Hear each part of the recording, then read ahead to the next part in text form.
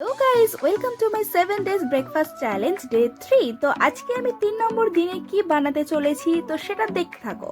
তো আজকে আমি হাতের সামনে যা সবজি পেয়েছি সেগুলোকে ভালো করে কুচি কুচি করে নিয়েছি।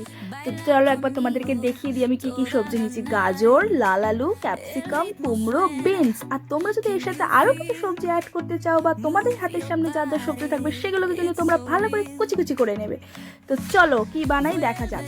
তো প্রথমে আমি একটা প্রেশার নিয়ে নিয়েছি আর প্রেশার কুকারে দিয়ে দিলাম তেল আর তারপর দিয়ে দিলাম গোটা জিরে। দিয়ে দেওয়ার পর ভালো করে ভাজা হওয়ার পর দিয়ে দিলাম 1 চামচ আদা কুচি। ব্যাস এবার কি এটাকে ভালো করে নাড়াচাড়া করে ভাজা করব। আদাটা ভালো মতো ভাজা হয়ে গেলে এরপর আমি এর মধ্যে দিয়ে দেবো আগে থেকে কেটে রাখা সবজিগুলোকে। এবার সবজিগুলোকে দিয়ে ব্যাস আর কি নাড়াচাড়া করতে থাকো যতক্ষণ না ভাজা হয়। এরপর এর মধ্যে ভালো করে সবজিগুলোকে দিয়ে ভালো করে নাড়াচাড়া করতে থাকছি। আর হ্যাঁ, এই নাড়াচাড়া করার সময় নুন হলুদ কিন্তু দিতে একদমই ভুলো না। তো নুন হলুদ আমি দিয়ে দিলাম আর দিয়ে তারপর আবার কি ভালো করে নুন হলুদটা সব জায়গায় মিশিয়ে নেওয়ার জন্য সবজিগুলোর মধ্যে আবার নাড়াচাড়া করতে থাকছি। আর এরপর ভালো মতো ভাজা ভাজা হয়ে গেলে এর মধ্যে আমি কিন্তু দিয়ে দেবো ডালিয়া। আর ডালিয়াটা দিয়ে আবার ভালো করে নাড়াচাড়া করব যাতে সব মশলা সমস্ত জায়গায় ভালো করে মিক্সড হয়ে যায় তার জন্য।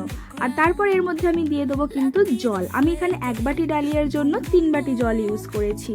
তো তোমরা এই পরিমাণেই জলটা ইউজ যাতে জলের মধ্যে সবজিগুলো সাঁতার কাটতে পারে। আর তারপর জল দিয়ে দেওয়ার পর আমি এখানে দিয়ে দিলাম কাঁচা লঙ্কা চিড়ে রাখা আর দিয়ে এরপর প্রেশারটাকে ঢাকা দিয়ে 2 থেকে 3টে সিটি মারলে ব্যাস আজকে আমাদের রেডি গরম গরম ডালিয়া।